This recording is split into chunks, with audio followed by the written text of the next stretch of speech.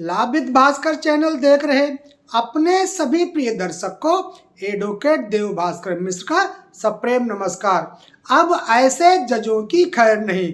अब जब से हमारा देश आज़ाद हुआ है तब से आम जनता में न्यायपालिका यह संदेश देने की कोशिश करती चली आ रही है कि अब देश में गरीब, मजदूर, बेसहारा लोगों का सहारा है न्यायपालिका। और इसी कारण से तो यहाँ के लोग जजों को भगवान तक की संज्ञा दे देते हैं।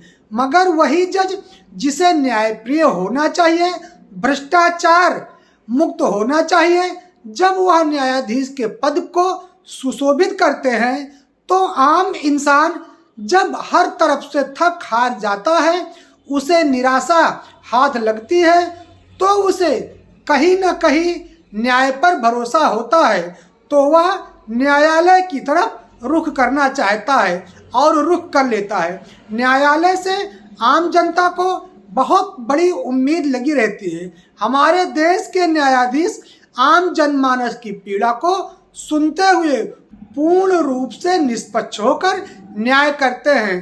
तभी तो देश में सर्वे सर्वा न्यायपालिका ही कही जाती है। मगर देश में कुछ ऐसे भी न्यायाधीश आ जाते हैं जो पद पर रहते हुए भ्रष्टाचार कर बैठते हैं, तो उनके लिए भी हमारे देश में दवा इलाज है। आज इसी को समझेंगे। पंजाब हरियाणा के न्यायाधिकारी वेदपाल गुप्ता के ऊपर आरोप लगे थे कि वो पद पर रहते हुए भ्रष्टाचार करते हुए अपने नजदीकी रिश्तेदारों के नाम से संपत्ति खरीदी थी।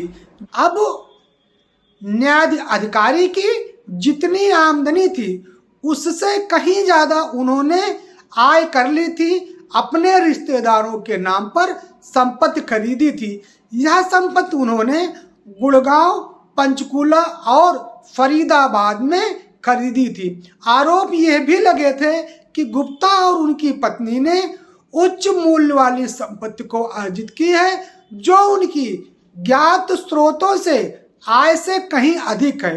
अब उनको भ्रष्टाचार के मामले में उन पर जांच होती है।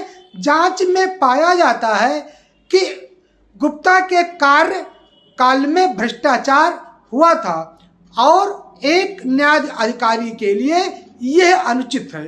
फिर अनिवार्य सेवानिवृत्ति उन्हें जांचों उपरांत दे दी जाती है, जिसे बाद में अदालत में वेदपाल गुप्ता जी चुनौती देते हैं। अदालत जो होती है वो चार बिंदु पर मुख्यतः डिस्कस करती है कि क्या आय से अधिक संपत्ति और वित्तीय अनियमितताएं न्यायाधिकारी ने किया है, प्रशासनिक अनुमोदन की भूमिका में उनका क्या रोल था, आचरण के मामले में जो न्यायिक मानक होते हैं क्या उस पर वो खरे उतरे थे, न्यायिक समीक्षा का जो दूसरा दायरा था। इन्हीं चार बिंदुओं पर हाई कोर्ट में सुनवाई हुई, जिसमें गुप्ता जी अपना पक्ष मजबूती से रखने में असफल रहे और अंततः उनकी याचिका पंजाब हरियाणा हाई कोर्ट से खारिज हो जाती है। न्यायालय ने उन पर सख्त टिप्पणी करते हुए यह संदेश दिया है कि न्यायिक अधिकारी को ईमानदारी और सत्यनिष्ठा के उच्चतम मानकों का उदाहरण प्रस्तुत करना चाहिए। कदाचार विशेष रूप से भ्रष्टाचार से जुड़ा है, न केवल व्यक्ति को कलंकित करता है बल्कि न्यायपालिका में जनता के विश्वास को भी वो कम करता है। आय ज्ञात स्रोतों से कहीं अधिक संपत्ति अर्जित करना भ्रष्टाचार को दर्शाता है और न्यायिक अधिकारी से अपेक्षित सत्यनिष्ठा का यह स्पष्ट उल्लंघन है। संपत्ति लेन देन के लिए प्रशासनिक स्वीकृति का उपयोग किए बिना संसाधनों या लेन देन की औचित्य के लिए कोई वैधता प्रमाण पत्र में नहीं है।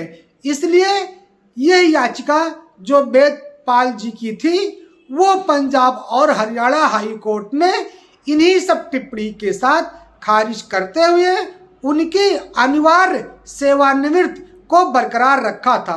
सो आज का था ये हमारा विषय कि अब ऐसे जजों की खैर नहीं, होंगे अनिवार्य सेवानिवृत्त।